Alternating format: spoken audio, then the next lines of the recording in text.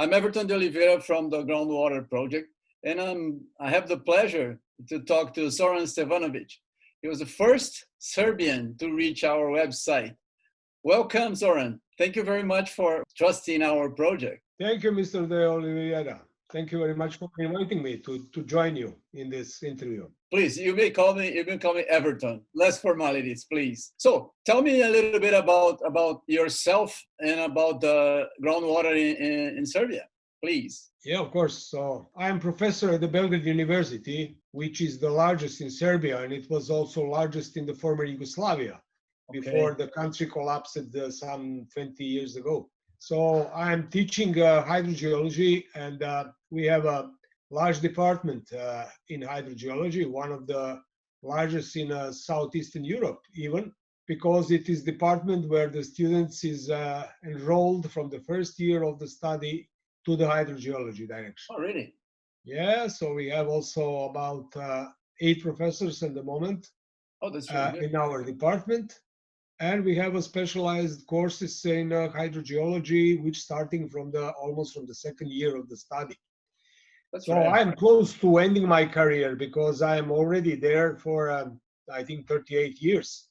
So next year is my retirement. I was collected all diploma at that university, starting with a bachelor, then magisterium, then the PhD in the 1987. And since that time, I'm teaching. Now I'm full-time professor for more than 15 years. And my specialized courses are methods in hydrogeological research, then groundwater supply. This is the course at the last year of the study. Then I have 2 courses on the master. This is management of the groundwater, one of them, and the second is methodology of the scientific work. So for it's a course which is wider for even for the students from the other department. So that is more or less my professional career in teaching. In addition to, I just up to date, I had mentorship to the 9 doctorates in hydrogeology, and out of them, they are from 3 countries, and out of these 9, the 4 is now professor at my university. They are staying at university first as assistants, and then they are professor. This is about the teaching. Yeah. Oh, that's very good. So we could profit to work together with your group on the groundwater project, because the idea is not only providing books to the world, is to gather information from other hydrogeologists from all over the world, right? And redistribute, have a great, I would say, haven from information on groundwater. And the idea is to teach groundwater, not only the graduate courses, but also for other people outside hydrogeology that should learn a little bit from groundwater. And specifically from your experience, because you're highly seasoned expert in hydrogeology, that would be very good to have you working with us. We have today many authors working, like 100 people.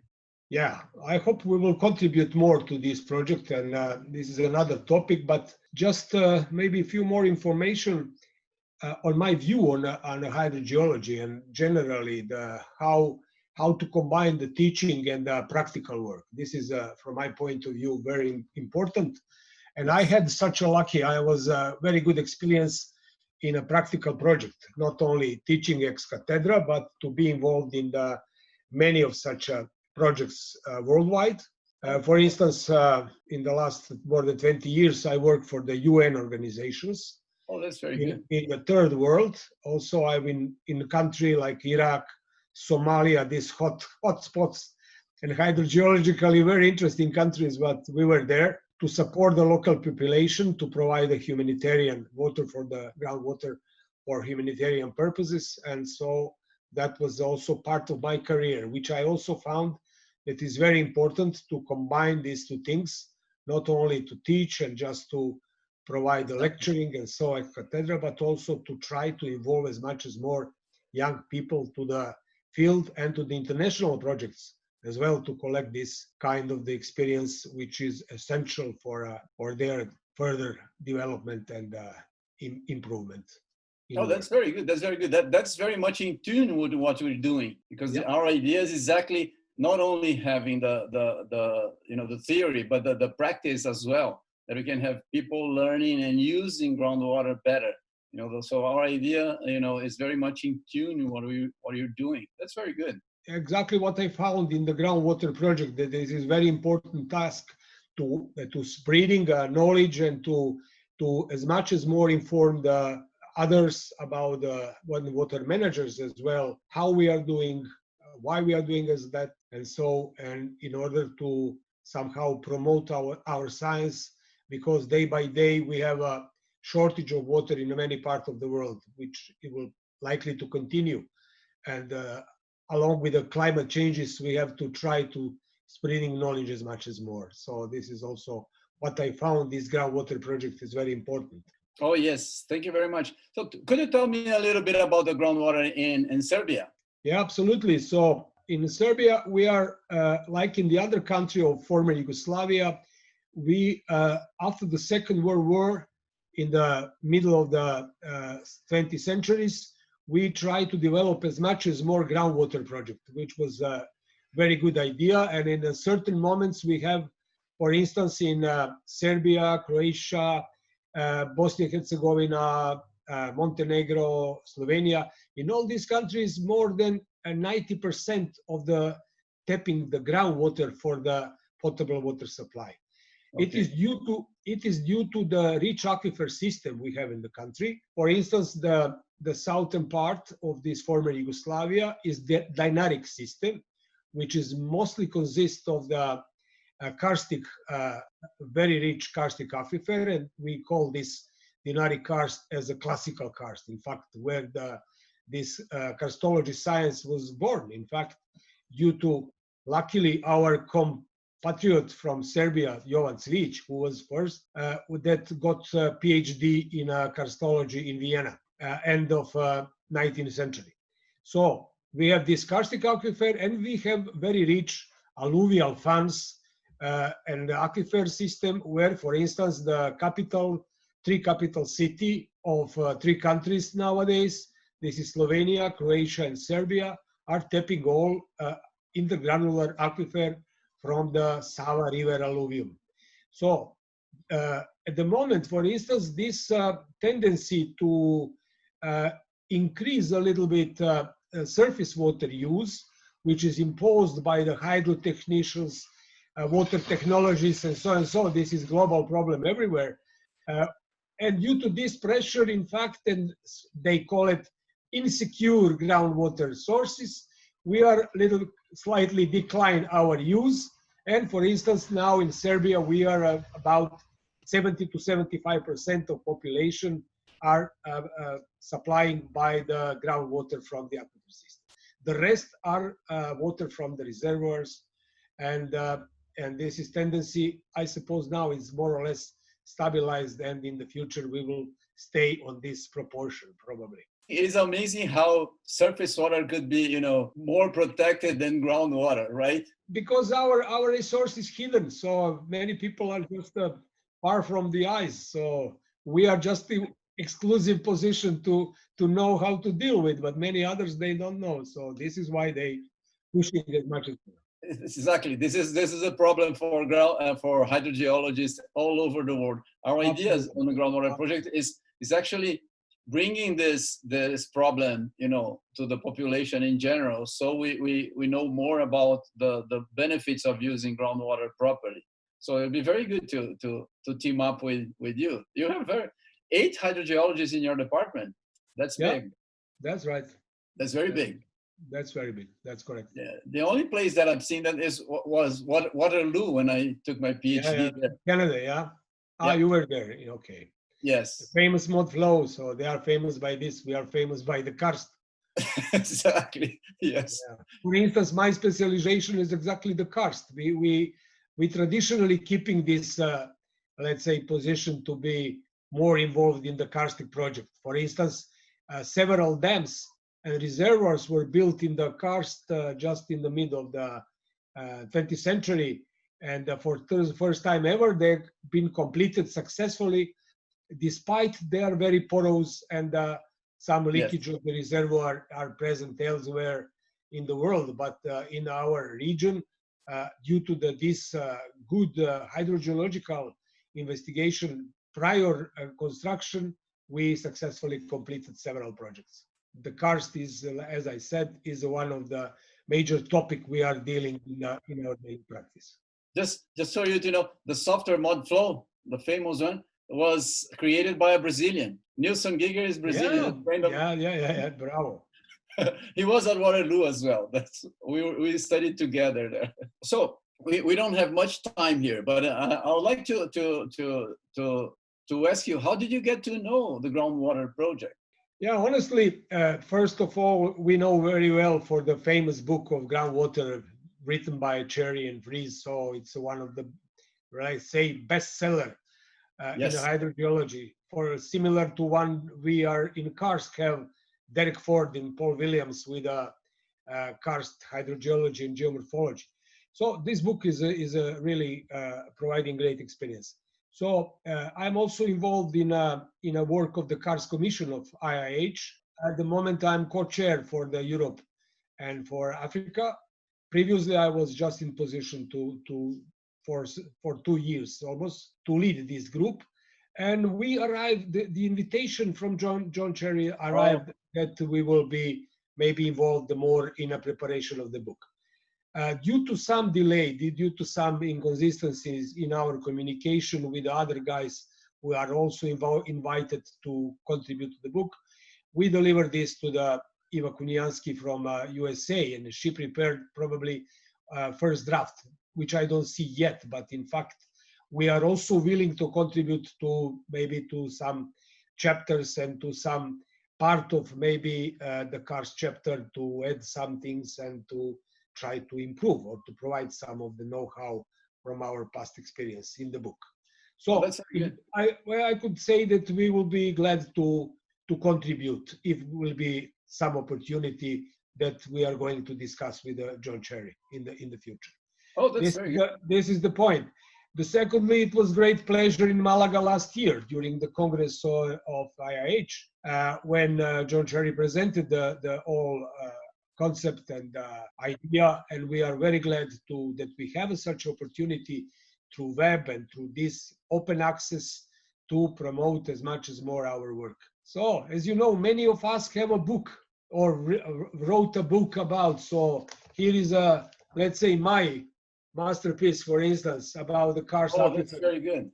Yeah, characterization and so. But what we found that promoting books with the Springers and publishing with Elsevier and so what we did in the past, it's a great thing. Okay, it's fantastic. But sometimes you have guys and the students from the third world country, not always accessible for them to purchase book which are cost more than €100 or dollars and so. Yes. And it is really will be great. And this is also my view, also due to the experience working in the third world, so-called third world, that we tried as much as more to get access to this, our knowledge and to publication to those who are not able to pay a lot of money.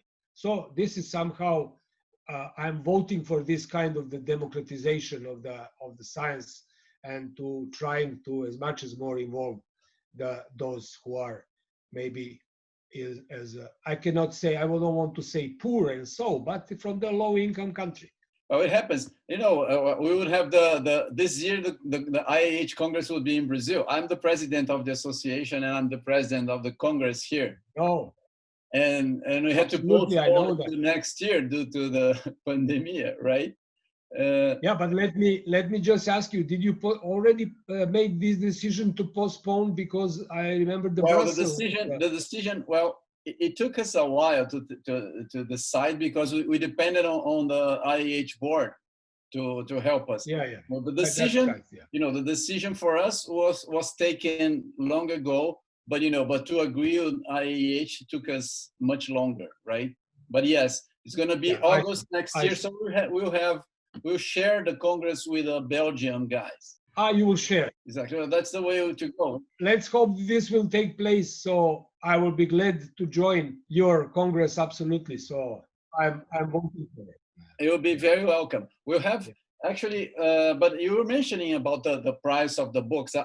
When I started talking to John Cherry, when he asked me to translate his book into Portuguese, and we had a very successful experience because I put like a crowdsource. I invited people. I was a professor here in Brazil as well, and we had like 500 volunteers from within 48 hours. So we had lots of students and professionals translating it. It was very successful, very nice. And we distributed here in Brazil for free, the Portuguese version. And we had more than 50,000 downloads. 50. I remember when I was a student, it was very, very expensive to buy the book. We had to use the one, 2 copies on the library, Absolutely. for all the students. That was terrible. That was terrible. Yeah, that's right. And we would like to have not only the books in English, but we would like to have the books in the mother language of students. So if your students are willing to translate the book, the project will allow, the authors have to agree. The authors of the Groundwater project, they keep their rights. It's not like Elsevier, the publishing house, they own the rights, right? No, the authors will keep the rights. But they have to agree that they will allow translations to happen. We have this understanding that it is good to learn science in English, but science improves our mother language because we bring new words, we bring ideas, and it's good to learn science in a mother language as well because it improves the language and understanding. We have a much wider reach when we have translations, right? Because people. Well, it takes, you speak very good English. You know that it takes a while to speak a good language that is not your mother tongue, right? Yeah, absolutely. That's the point. So, I'm fully with you with this. Yeah. Exactly. So if you could have students to help translate, that would be very, very nice. Yeah, you see, most of our textbooks are in our language. Perfect. Yeah. But of course, we are also teaching our language all students, and then in the last year of the study we try to provide them more English lecturing, and we have specialized courses in the master which are purely on English, but still we are keeping this somehow our original language. The good point is that from the former Yugoslavia, out of 6 countries, 4 are speaking almost equal language. I mean, this is they call them Serbia and Bosnia. Croatia? Yes, Serbia, yes, Bosnia and Montenegro. Montenegro. Yes. Okay. Slovenia is different, right? Slovenia, I've been to Slovenia. It's a different language. It's a little bit. There are some modifications, so there are different. Maybe less than between Portuguese and Spanish, but it is. There are differences. Okay, and Macedonia, North Macedonia, also has a little bit different language, but these 4. So when you're preparing book in this language, it can be distributed in 4 countries. Oh, for the 4 countries, that's very good. Yeah, that's very good. Yeah. Oh, good. Croatia is also a great country, right? It's a big country. Yeah, absolutely. Like tradition. Yeah, that's right. Yeah. Oh, that's very good. Well, I'm so sorry we don't have more time, but let's be in touch. Okay, I'll be in touch with you and see if we can make a better merge. If you have ways of having your students to help distribute our books, we'll publish the first one within 2 weeks. The first book is going to be a basic groundwater water cycle book for hydrogeologists. And I think we have about 40 books to go this year still. Okay. So it's very good. And if you have students that are willing to translate, that's very good. The only rule is that we have to distribute through the groundwater, the website, our website. So we centralize. Yeah, but the reason is just for safety of the authors. So people cannot change the files if they go everywhere, right? Yeah, download from the site, yeah. Yes, that's the only rule. We can make a very good, team up to work with that. That's very good. We will stay in touch, absolutely. I'm fully with you. I'm already in touch with you. I'm receiving in Portuguese. I'm improving my Portuguese.